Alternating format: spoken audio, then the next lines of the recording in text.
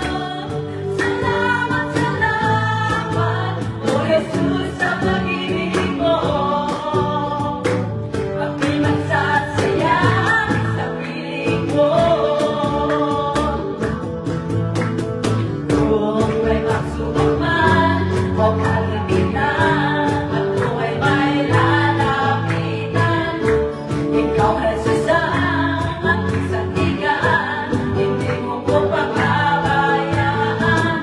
Di ko kayang isipin, hindi ko kayang sukatin ang pag-ibig mo, Jesus, kayong binigay sa akin. Salamat, salamat, O Jesus, sa pag-ibig mo. Walang ibang nagmahal sa akin na katulad mo. Salamat, salamat, O Jesus, sa pag-ibig mo. Ako'y nagsasaya sa piling mo. Buhay ko na purihin ka, buhay ko na sa'yo'y sumamba. Wala nang ibang nanaisip pa, kundi pasalamatan ka. Buhay ko na purihin ka, buhay ko na sa'yo'y sumamba. Wala nang ibang nanaisip pa, kundi pasalamatan ka. Buhay ko na purihin ka, buhay ko na sa'yo'y sumamba. Wala nang ibang nanaisip pa, kundi pasalamatan ka. Salamat, salamat, O Jesus, sa pag-ibig mo. Walang ibang nagmahal sa akin na katulad mo. Salamat, salamat, O Jesus, sa pag-ibig mo. Ako'y nagsasaya sa piling mo. Ako'y magsasaya sa piling mo. Ako'y magsasaya sa piling mo. Yes, so Lord, salamat Panginoon. Salamat Lord. Yes, Jesus. Jesus. Thank you, Lord. Salamat Panginoon sa lahat ng biyaya. Sa lahat ng Lord, sa anumang bayan. At salamat Lord, kaya sa buhay na patuloy na pinagkakaloob mo sa pagsasama.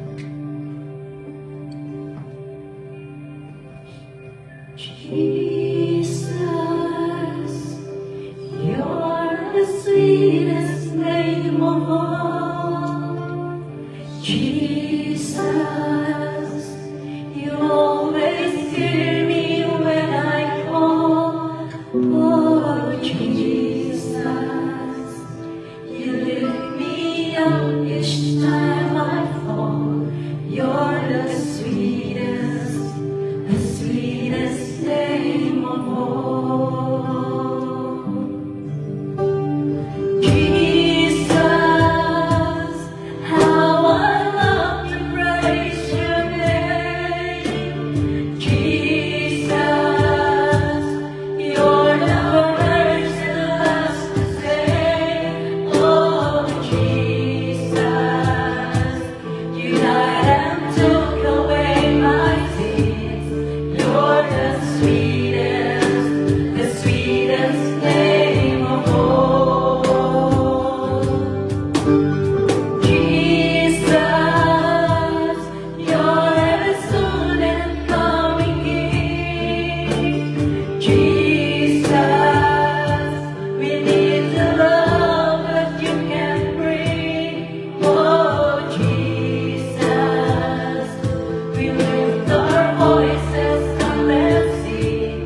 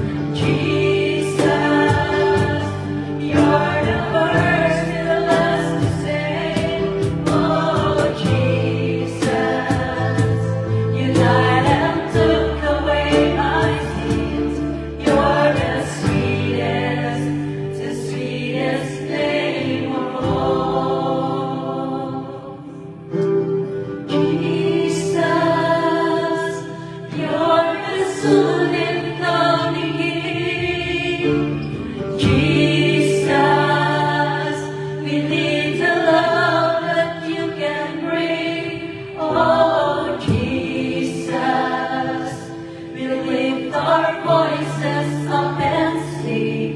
You're the sweetest name of all. You're the sweetest name of all. And I sing praises to your name. Oh Lord, praises to your name. Oh Lord, for your name is great and greatly to be praised. I sing praises to your name. Oh Lord, praises to your name. Oh Lord, for your name is great and greatly to be praised. Lord, I give glory to your name. Oh Lord, glory to your name. Oh Lord, for your name is great and greatly to be praised. I give glory to your name. Oh Lord, glory to your name. Oh Lord, for your name is great and greatly to be praised. I sing praises to your name. Oh Lord, praises to your name. Oh Lord, for your name is great and greatly to be praised. I give glory to your name. Oh Lord, glory to your name. Oh Lord, for your name is great and greatly to be praised. And I sing praises to your name. Oh Lord, praises to your name. Church, let's declare. Oh Lord, that the name of the Lord is great. Your name is great and greatly to be praised. For your name is great and greatly to be praised. Ngalan mo'y itaas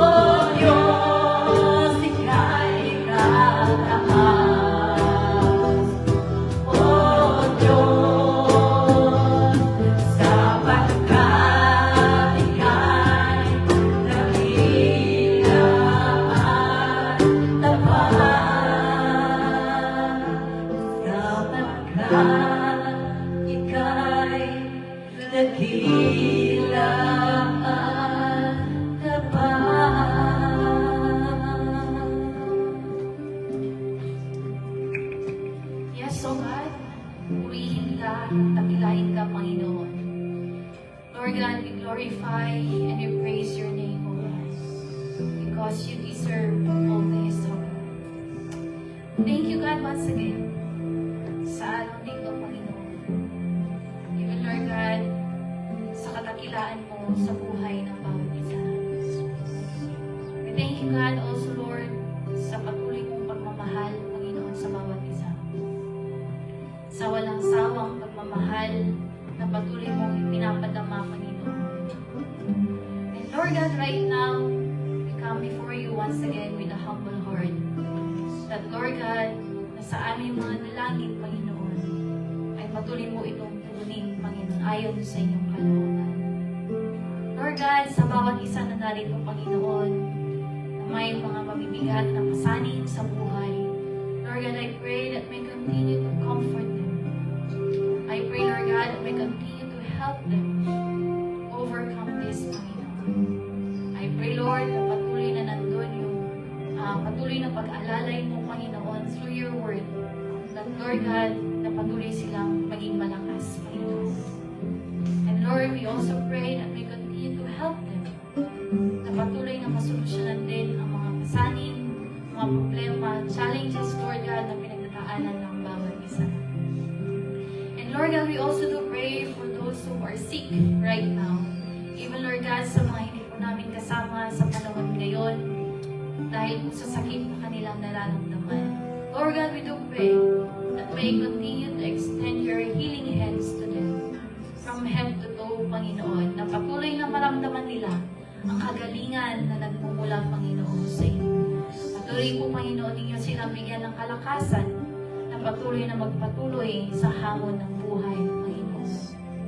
And Lord God, we also do pray sa may mga problema in terms of financial, Panginoon, and all the aspects of their lives, Panginoon. Lord, continue to sustain and to provide everything that they need, Panginoon. We do also, Lord God, pray na patuloy rin silang patatagin sa kanilang pananampalataya sa araw-araw, Panginoon. That despite of the challenges na kanilang pinagdadaanan, patuloy, Lord God, na ikaw pa rin ang siyang patuloy na kumilos sa bawat isa, na patuloy din kami matatag sa aming pananampalataya at patuloy din kami, Panginoon, na magtiwala, Panginoon, sa inyo. Lord God, we know, Lord, that we do not deserve all the blessings na aming nare-receive, Panginoon. But then we thank God, kasi nandyan ka na patuloy na ipinagkakaloob ito, Panginoon, sa amin. And Lord God, patuloy ka, Panginoon, na mamuna sa bawat isa. May Lord God, sa kagalangan namin na paglilingkod, Panginoon, sa inyo, patuloy na i-renew, i-restore ang lahat ng kagalakan na ito, upang sa ganun, Panginoon, anumang pong mga problema na darating, Panginoon, sa buhay ng bawat isa, ay patuloy nandun yung kagalakan na magpatuloy na sumunod, Panginoon, sa inyo. Lord God, we thank you, God, for everything. Lord, we know that words are not enough for us, Lord God, na patuloy nyo ipakita kung gaano po kami ka-blessed. But then, Lord, we thank you so much for everything. Lord God, all the glory, praises, and adoration, we give it back to you. In Jesus' name we pray. Amen.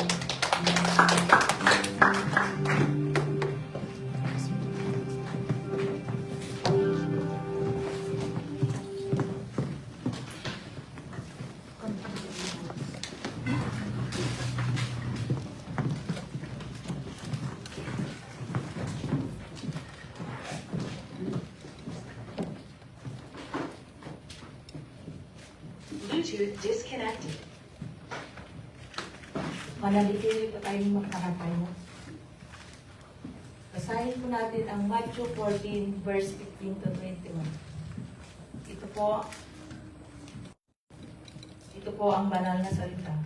Nang dapit hapon na lumapit sa kanya ang mga alagad, sinabi nila, malapit na pong lumubog ang araw at liblib ang lugar na ito. Papuntahin na po ninyo ang mga kalapit na manayon ang mga tao upang makabili ng kanilang makakain. Hindi na sila kailangang umalis. Bigyan ninyo sila ng makakain, sabi ni Jesus. Sumagot sila, wala po tayong pagkain, kundi 5 tinapay lamang at 2 isda. Dalhin ninyo rito, sabi niya. Pinaupo niya sa damuhan ang mga tao. Kinuha ang 5 tinapay at 2 isda. Tumingala siya sa langit at nagpasalamat sa Diyos.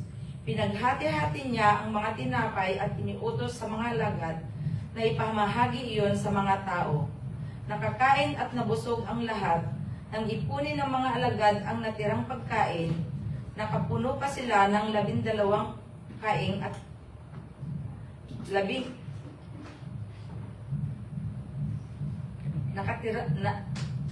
nang ipunin ng mga alagad ang natirang pagkain, nakaipon pa sila ng 12 kaing ng tinapay.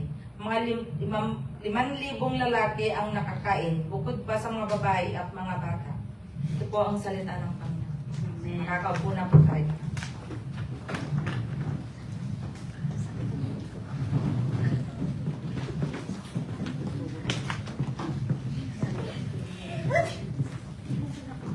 Okay po, so are we blessed? Amen. So, masarap po magpuri sa Panginoon. Amen po ba? Amen. So, yes po no, before po tayo magsimula sa salita ng Panginoon, it was a privilege once again na mag-share po ng salita ng Panginoon sa harap ninyong lahat ngayong hapon na ito. No? So, but before that, let's pray muna saglit. Manalangin po muna tayo saglit. Dakilang Diyos na makapangyarihan sa lahat, kami pimuli nagpapasalamat sa oras na ito, maging Lord God, sa time na ito na binigay niyo upang sa ganun ay makarinig muli ng inyong mga salita. Patuloy ka, Lord God, na kumilos sa bawat isa sa amin, at patuloy, Lord God, na anong pong mga bagay na ituturo mo sa amin, ay patuloy din namin na nandun yung willingness namin na ma-receive at ma-accept at patuloy na tumimo sa aming mga puso at isipan. Kumilos ka sa amin at patuloy na ikaw ang papurihan sa pangalan ni Jesus we pray. Amen. Amen. Alright, so before po tayo mag-proceed sa sermon natin sa hapong ito, may tanong lang po ako dito. Sabi dito, naranasan nyo na bang humarap sa isang sitwasyon na malaki ang ating pangangailangan? Malaki yung pangangailangan ninyo. Ngunit, kulang na kulang yung mayroon kayo. Naranasan na po ba natin ito? Yes. Maraming beses. Trial. No, mapapera man yan, mapalakas man yan, oras, or kakayahan. No, kasi hindi lang naman po pera tayo nagkukulang.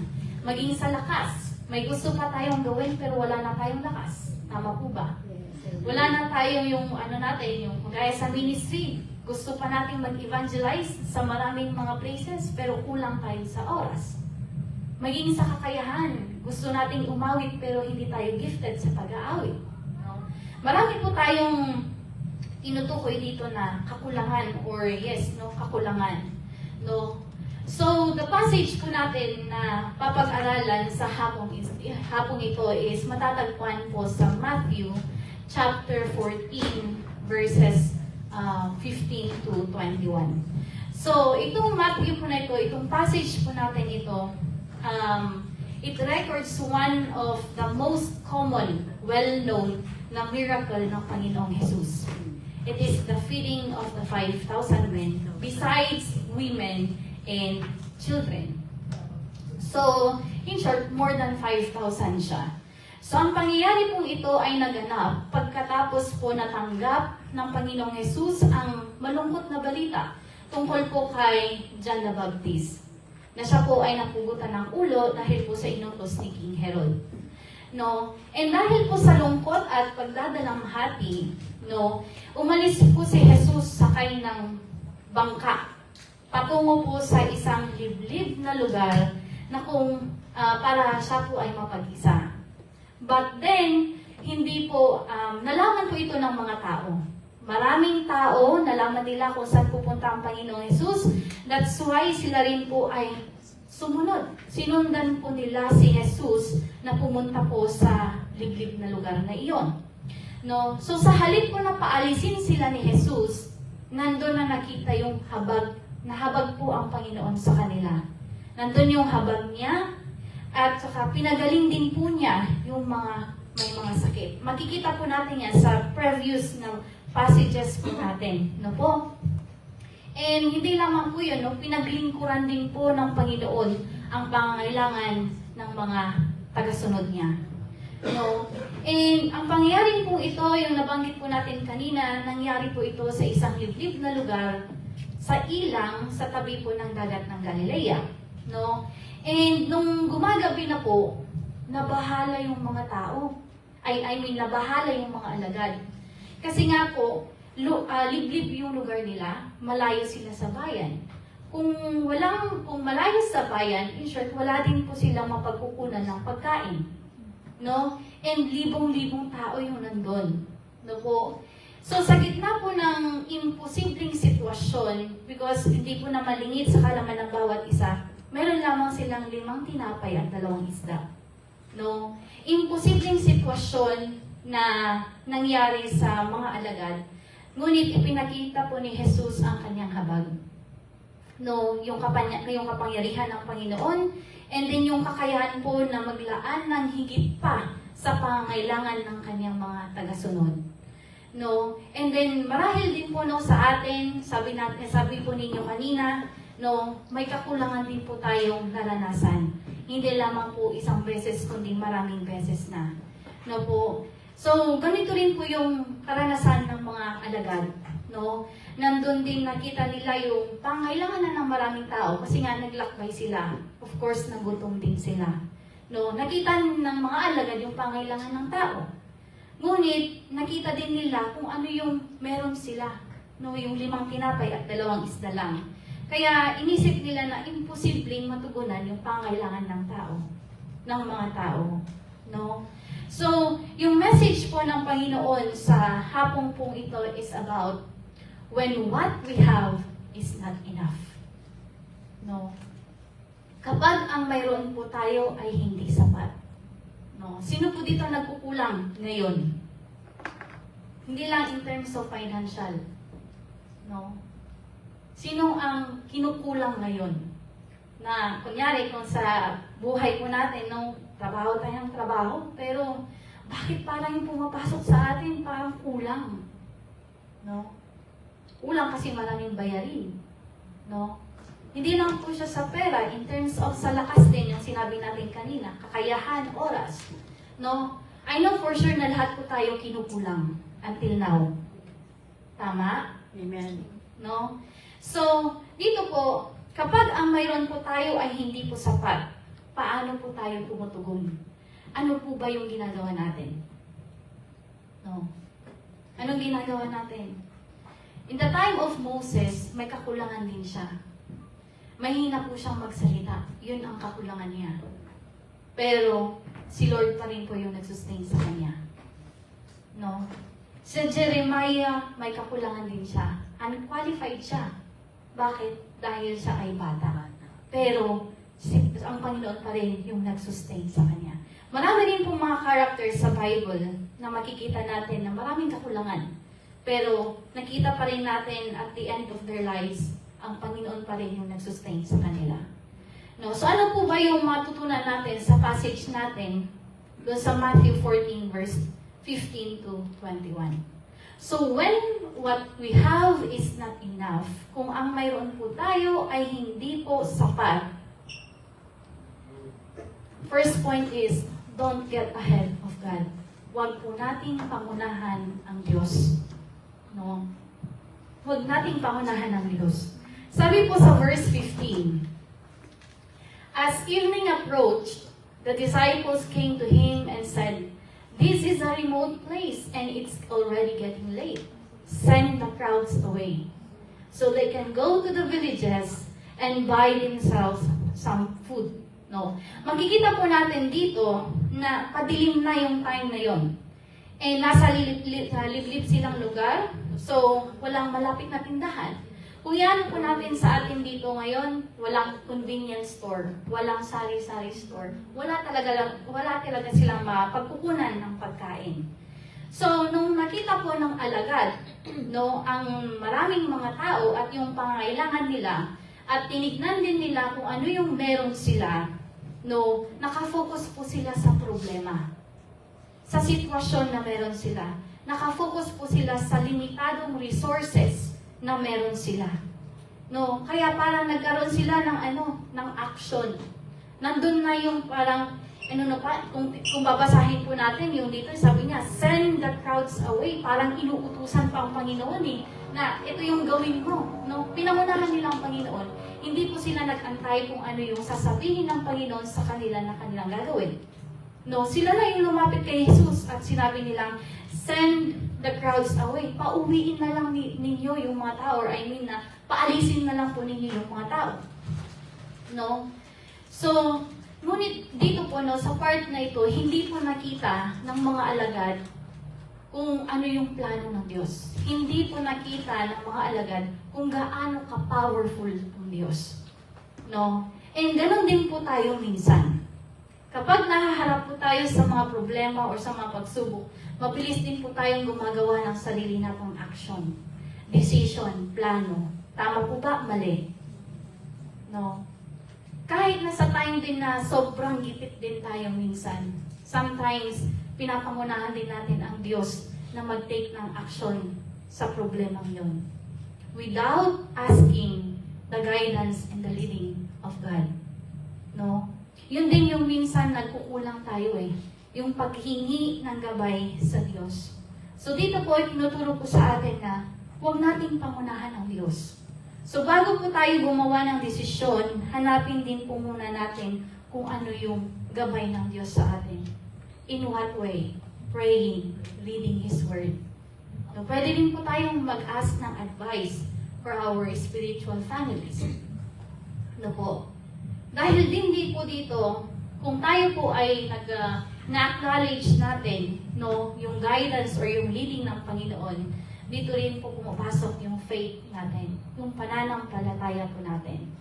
No, dahil ang true faith is not relying on our own understanding, but trusting in God's plan. No? So hindi po yung sariling karunungan natin yung nasusunod.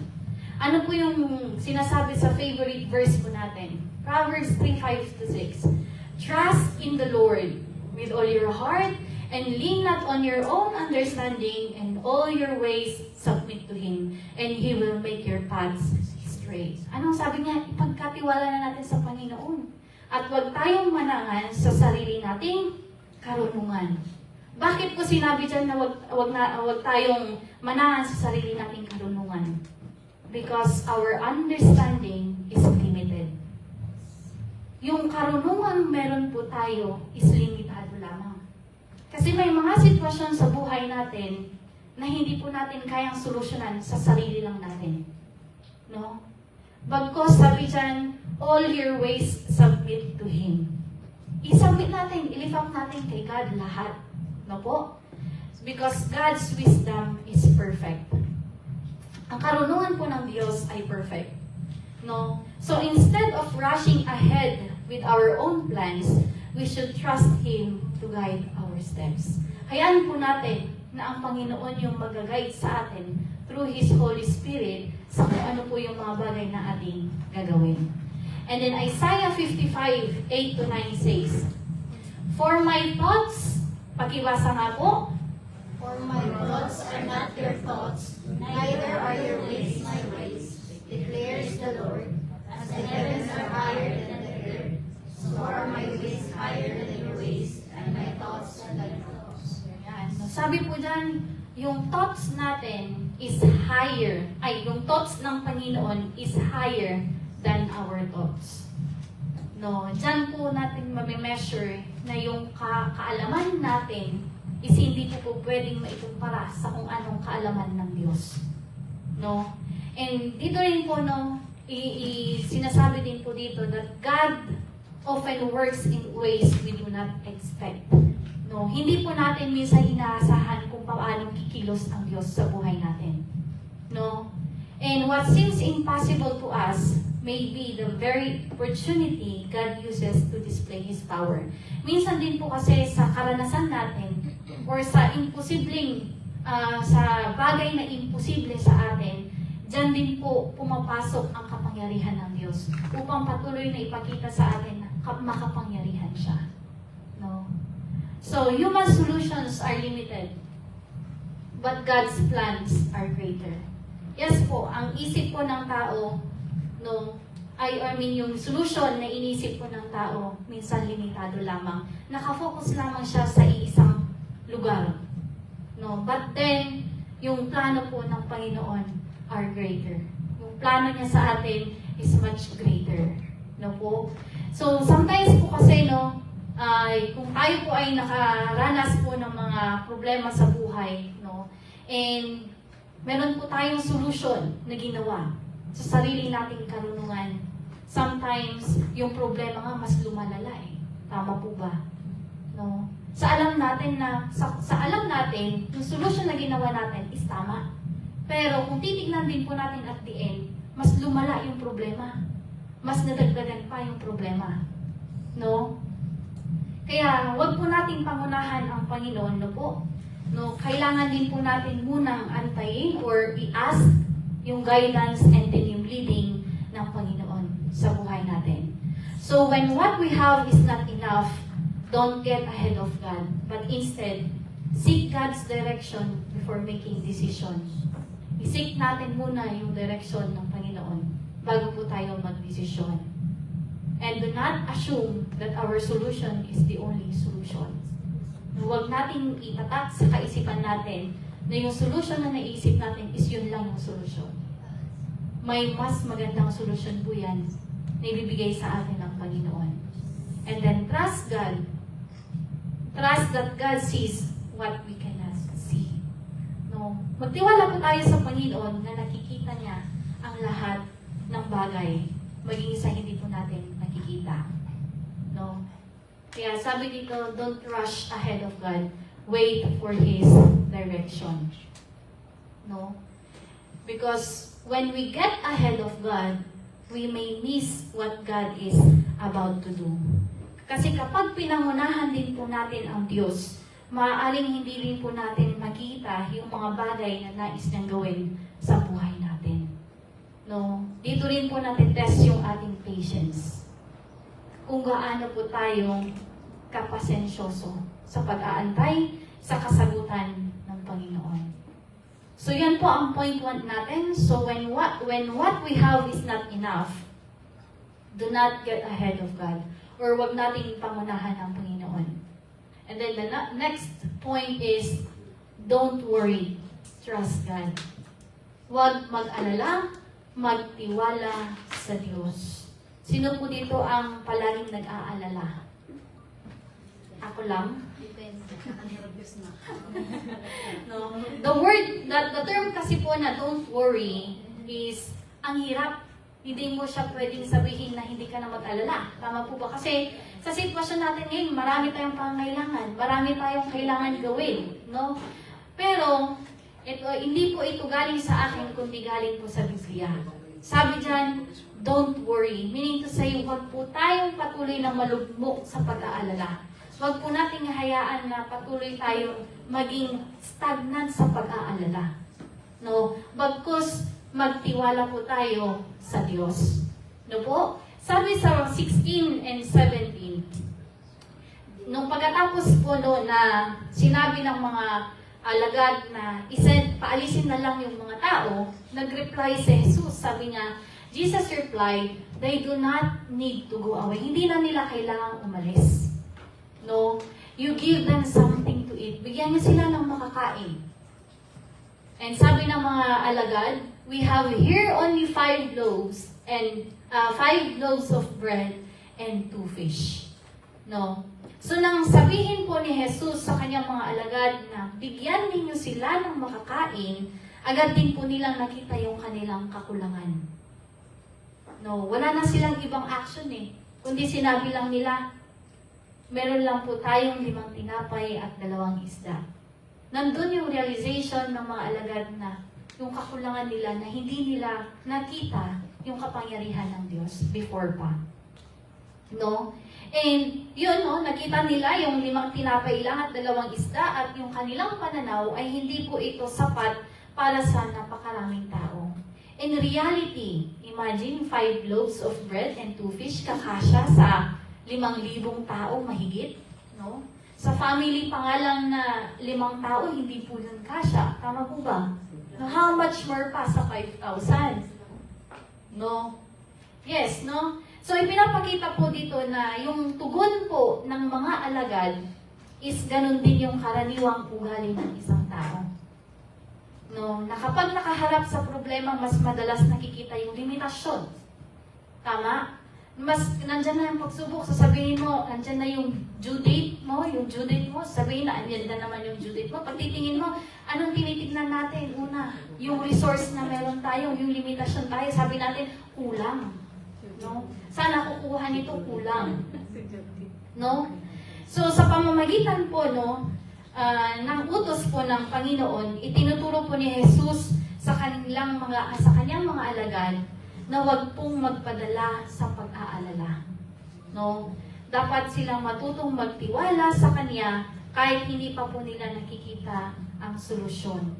And yan din po yung gustong ituro po sa atin ng Panginoon ngayon. Nandun na itinuturo din po sa atin na patuloy po tayong, matuto tayong talagang lubos na magtiwala sa Panginoon kahit hindi pa po natin nakikita yung solusyon. Diyan na po yan pumapasok yung faith na sinasabi natin. Anong ibig sabihin ng faith doon sa Hebrew? No?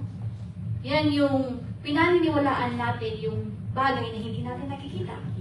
No? Ganyan din po, no? Sa mga problemang darating sa buhay natin, naway na patuloy tayong magtiwala sa Panginoon kahit hindi pa natin nakikita yung solusyon. No? Dahil po dito, no, ang pananampalataya ay hindi po nakahulugan na alam na natin lahat ng solusyon. No? Ang tunay po na pananampalataya ay yung pagtitiwala sa Diyos. No? Kahit na hindi pa po natin nakikita kung paano siya kikilos. No? Kasi we believe that God is working in ways that we cannot see. God is still working na hindi din natin talagang minsan hindi nauunawaan kung hanggang kailan or kailan darating yung ibibigay ng Panginoon. And that is the faith. No? And sa buhay po ng tao, marami po tayong may mga situations po na nagkukos sa atin ng pag-aalala. Kasi hindi po talaga ito mawawala sa atin. No, nandyan ka na financial needs, nandyan ka na family problems, nandyan ka na ministry challenges, no? Sino dito ang nasusubok din sa ministry? No? Yes, nangyayari din po yan. Ministry challenges. May kakulangan din po tayo. Minsan nag-aalala pa nga tayo kung paano natin magampanan ng maayos ang ministry. Tama po ba? No? So, minsan din po, health concerns natin. May mga sakit tayong hindi natin mawari kung bakit paulit-ulit na naranasan. No? Minsan sabihin natin, bakit ganito, ganyan? Ang sakit ng lahat na lang, kasukasuan, lahat na lang. No? Bakit kaya? And then, meron din po tayong pag-aalala about sa uncertain future. Kung ano yung mangyayari in the future. Especially sa mga magulang ngayon. May mga nagsasabi, marami nagsasabi na matanda na kami, nag-aalala ko sa anak ko kung paano siya, kung mawawala kami, ano na yung gagawin niya, anong mangyayari sa kanya. No? Marami po tayong mga bagay or maraming mga causes na tayo po ay mag-worry. No?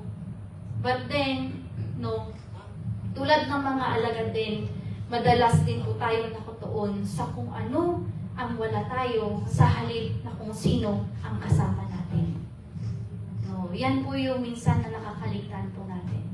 Sino po ba ang kasama natin ngayon? Sino ang kasama po natin ngayon? Ang Diyos. Sino ang Diyos? Ano ang karakteristik or sino ba ang Diyos? No. Sino ang Diyos natin? Patay or buhay? Buhay. Buhay. Ang Diyos din po natin makapangyarihan, tama? Ang Diyos natin provider. Tama po? Ang Diyos natin, siya yung shelter natin. Siya yung counselor natin. Siya yung healer natin. Siya yung strength natin. Siya yung hope natin. No? And many others. No? So kung talagang patuloy natin na kilala ng lubusan ang Diyos, mababawasan po natin yung pag-aalala natin at nandun na din yung pagtitiwala natin sa Panginoon.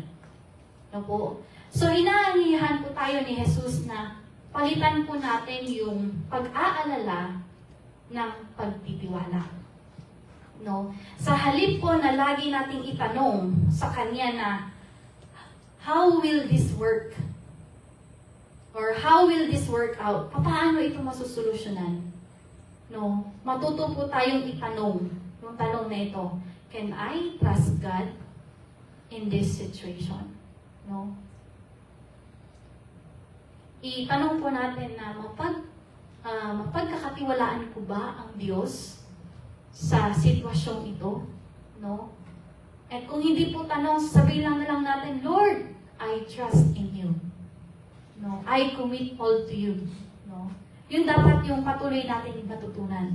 Kasi kapag po isinuko natin sa Kanya yung mga alalahanin po natin sa buhay, magkakaroon po tayo ng kapayapaan.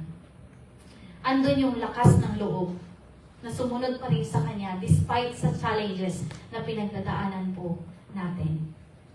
No? Ano pong sabi sa Philippians chapter 4 verses 6 to 7?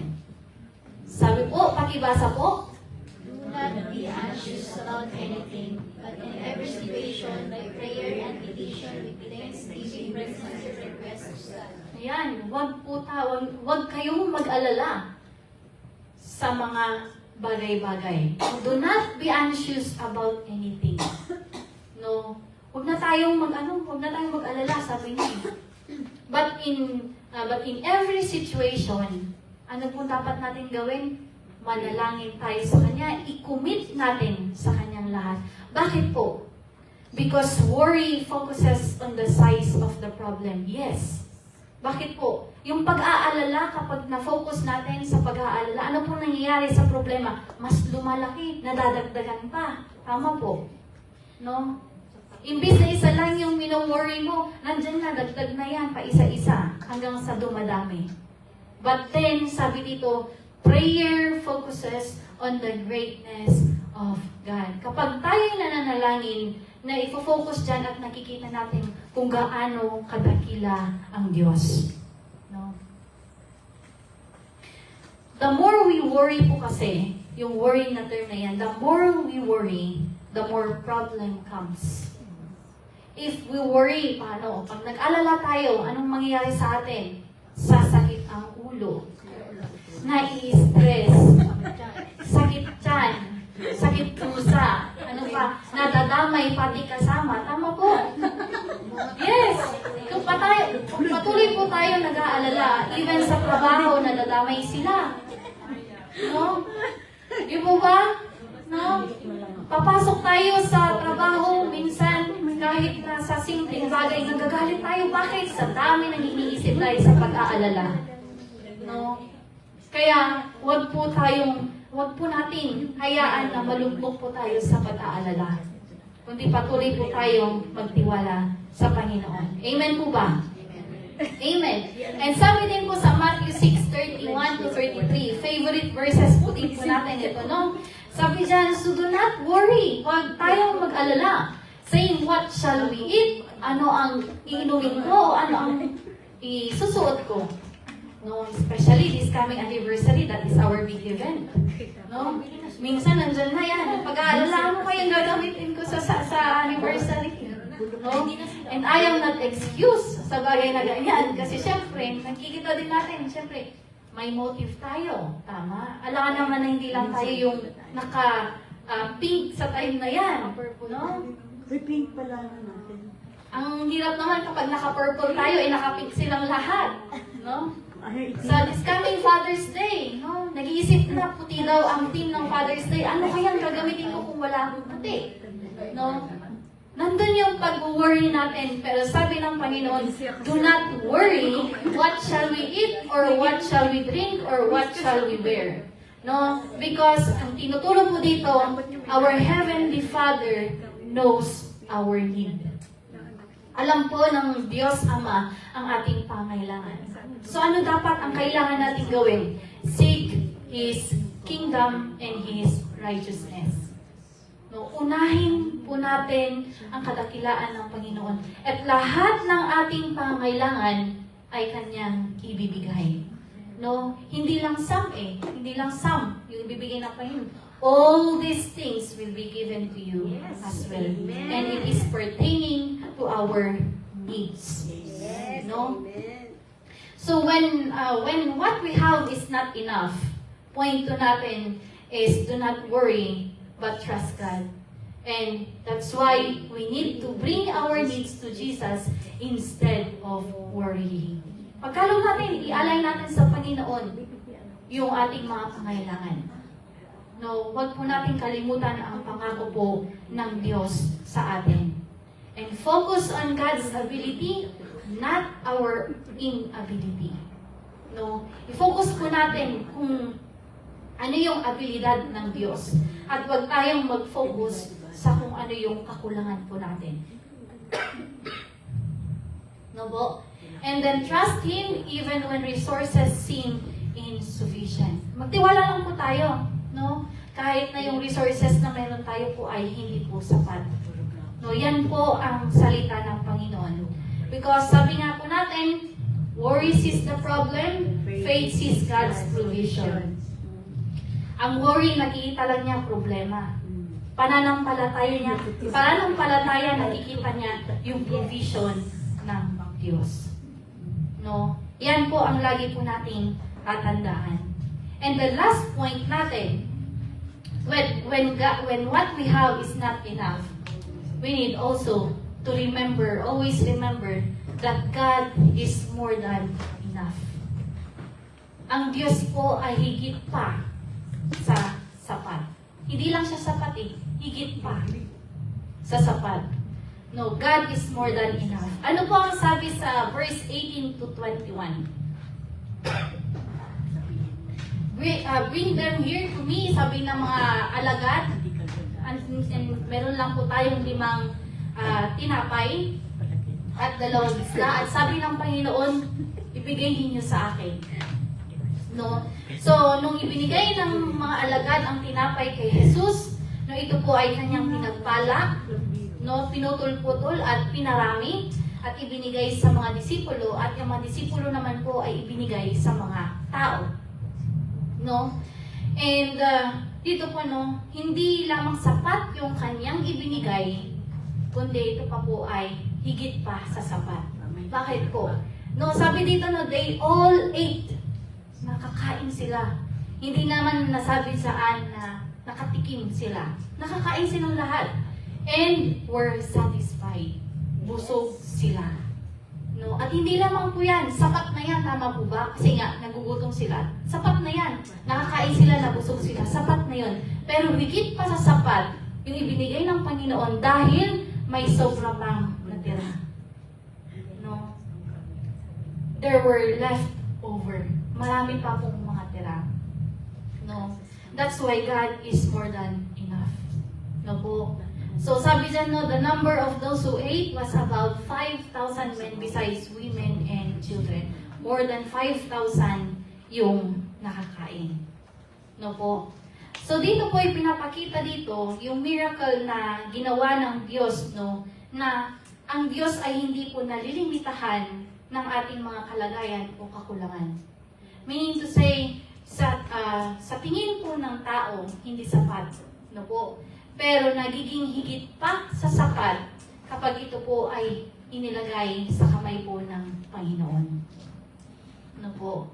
And sa pamagitan din po ng himalang ito, yung miracle na ito, ipinapakita po dito na si Jesus, no, ay hindi po nagkukulang. No? So, maaring hindi din po sa buhay po natin, no, maaring hindi po sapat yung kalakasan natin, oras natin, yung lakas din natin, no, resources natin, no po, upang harapin yung hamon sa buhay. But then, ang Diyos na ating pinaglilingkuran po ay higit pa sa sapat upang tugunan ang bawat pangailangan ng bawat isa. No? Kaya kailangan lang din po natin isuko ang lahat ng ito sa Panginoon. No po? Sabi po sa Ephesians chapter 3 verse 20. Now to Him who is able to do immeasurably more than all we ask or imagine, according to His power that is at work within us. No? Sinasabi po dito na kailangan po nating kilalanin ang kapangyarihan po ng Diyos ay walang limitasyon at higit po sa ating pangunawa. No? Immeasurable, hindi po natin yan ma-measure. Hindi po natin ma-describe kung gaano po ka-powerful ang Panginoon. Kung gaano po siya nagbibigay ng biyaya po sa atin. So, dahil dito po, kailangan po nating magtiwala pa rin po sa kung ano yung kakayahan ng Diyos sa atin. No?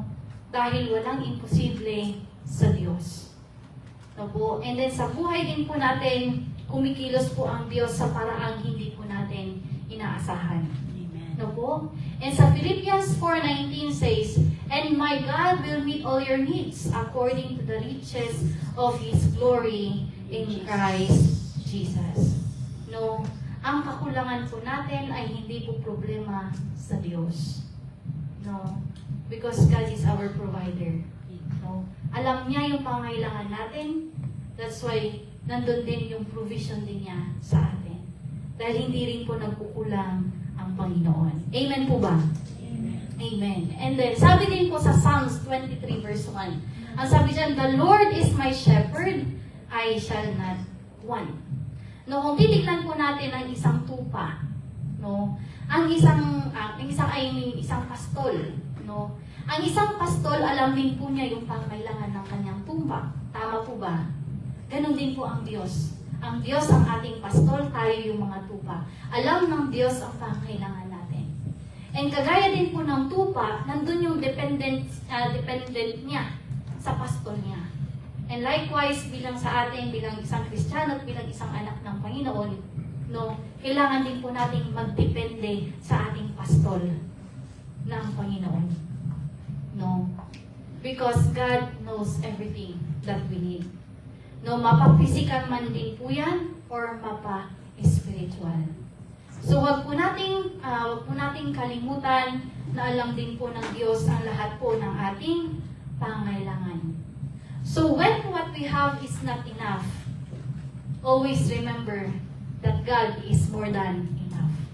And then kailangan din po natin ito, give what we have to God no matter how small it seems. Bigyan natin lahat sa Panginoon, no? And trust God to multiply our efforts and resources.